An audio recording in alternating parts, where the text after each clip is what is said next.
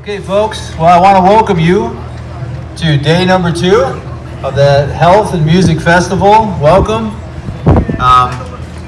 The purpose is a couple things. Certainly to have fun, certainly to listen to some great music, but it's also about learning about the therapeutic applications of medical marijuana. And this is a little bit groundbreaking in that this is a fundraiser. And I want to introduce to you the man that really has put this together, the man that has funded this. I want to introduce Haydon Falk. Yeah. I hope everybody can hear me. If you can't, raise your hand and I'll talk louder or get closer. I came into this as a patient, and I knew back in '94 that I had a non-curable cancer called multiple sclerosis.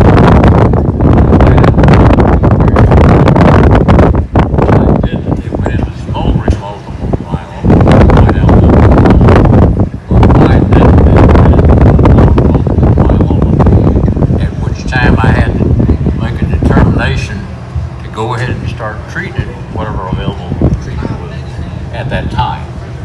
It changes, and that particular disease are attacking from about 4 different directions with about 5 different procedures.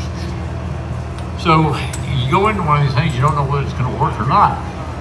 But I went through 5 of them in 11 years, and I was always the best patient. And I was in clinical trials with 450 other patients. 80% of them were getting a tranquilizing drug, and they were called Xanax, Valium, and Ativan, and Prozac, and Paxil, and Zoloft. And each one of them has nearly 100 side effects. The veterans who have PTSD, we give Zoloft, which has 99, and the worst 2 are erectile dysfunction and lack of libido. That's what we give our veterans. So as I learned along the way what these destructive things did, I also found out that everyone else was having to take Marinol, which would have cost me $1,200 a month. But it doesn't work anyway, and most doctors don't even prescribe it anymore. But if you have chemo or radiation, I can assure you, you're going to have some problems with your appetite, and your nausea, and your neuropathy, and your sleep. And beyond that, if you can avoid the psychological things that are known as stress, and panic attacks, and PTSD, and anxiety, and depression, deep depression, PTSD that never leaves. Then, on the other side of that, 50% of them are getting the painkiller. Oxys and Roxys and Percocet and Vicodin and Pilates and fentanyl. I see all of this, and I see all of the patients that take it for 11 years. And during the time that I've become an activist, I also see those people that are suffering from those other 128 different biomedical things, and all of the things that people are suffering from on the psychological side. So during this period of time, I also understand that cancer is a business, and it's funded in a little circle of money by people that are in the insurance business, and in the nonprofits, and in the facility, and the doctors. Everything is a big money circle, but it doesn't include cannabis. Why? Every patient knows that appetite and nausea and neuropathy and sleep are settled through the use of marijuana. We all know that. Do they all know that it kills cancer? No, they don't. I do. I killed my cancer.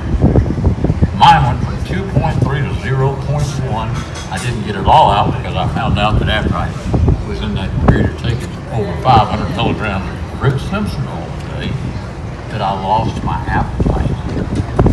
So after losing about 6 pounds, because I can't lose it anyway, I got back off. So I still have a little bit of cancer in me. But I ran across a guy at Moffitt and his wife came over to me while I'm on the phone, and I must have mentioned the word cannabis or marijuana or something to somebody.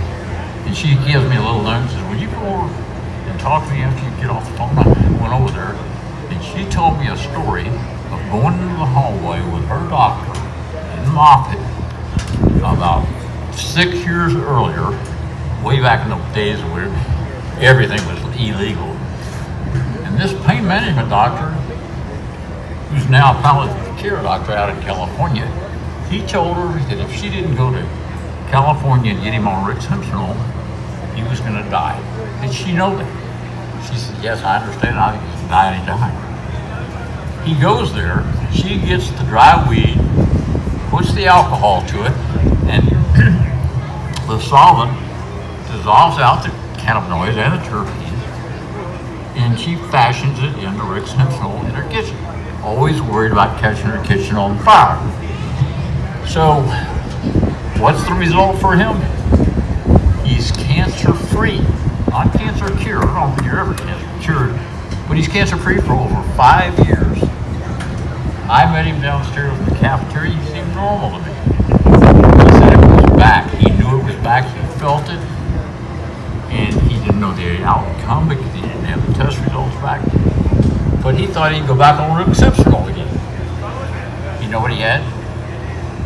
4-stage pancreatic cancer when his wife took him to California.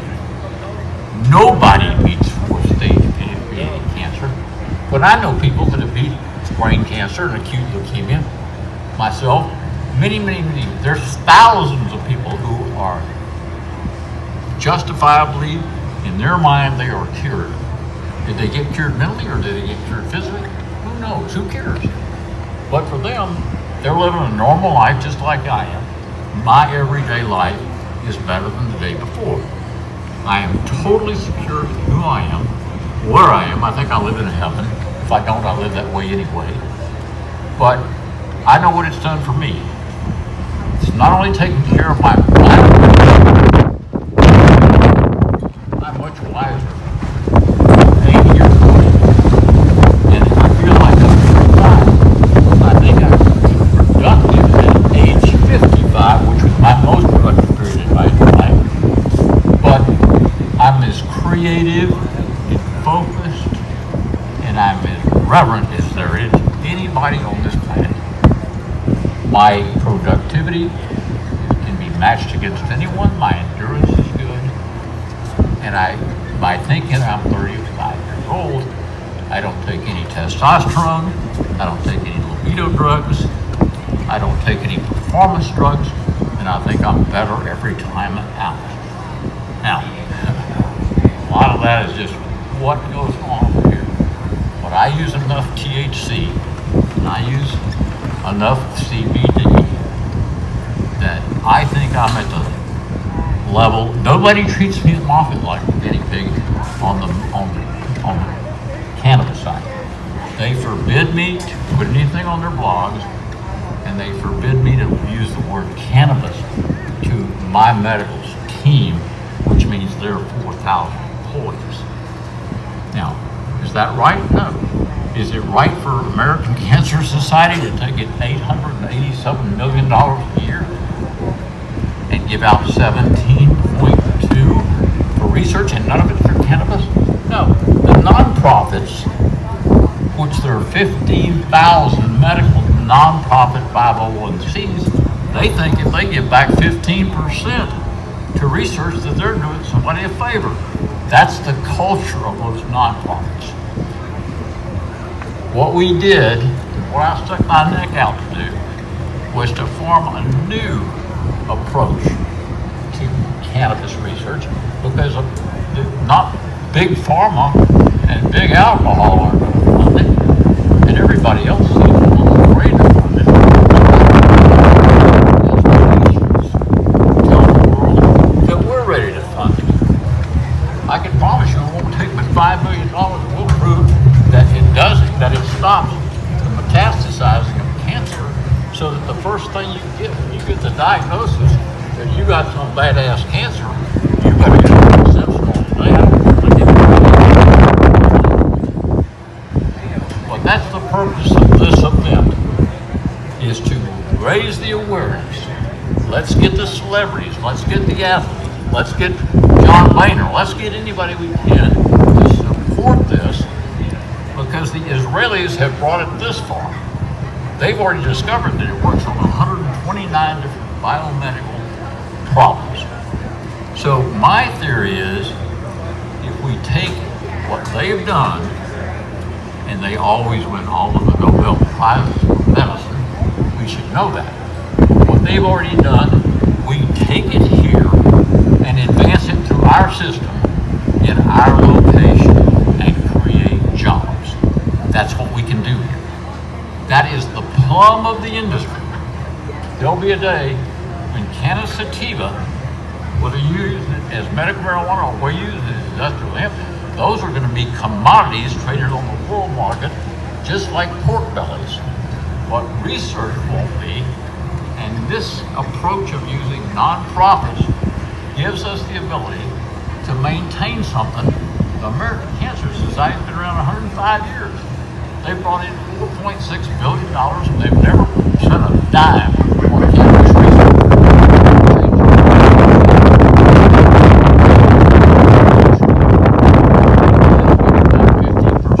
They're doing a great job.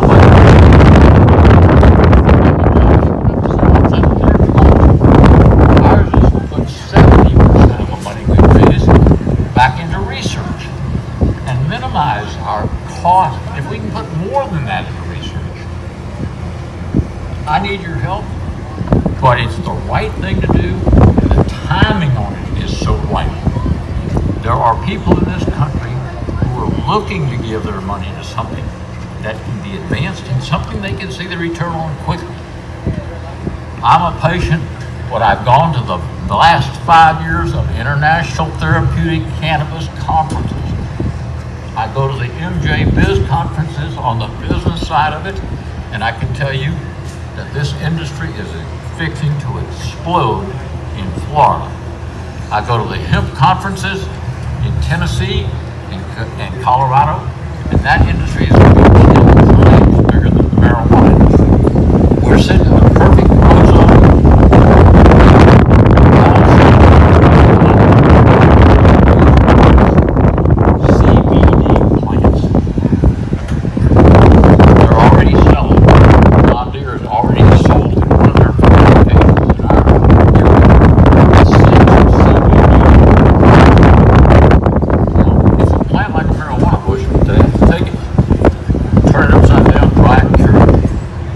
Extract from it, just like you do a marijuana. That industry alone, they're telling people out there that it's $1.8 million for the farmer for every acre of CBD bushes that he's had. So everybody's lining up to get CBD permits. Hopefully it won't be like the marijuana thing where 11 people are out there struggling to do anything to meet the needs of the public. But it's going to be a world of new energy and new excitement. Now is the time to start this event here. We intend to film like we had 50,000 people here. And we're going after the athletes, and we're going after the celebrities. And when we do, we're going to get some telethons and talk shows and this sort of thing. And we're going to raise some real money for medical cannabis research. Thanks very much. Well, I hope I get to meet each one of you individually, and thanks for coming.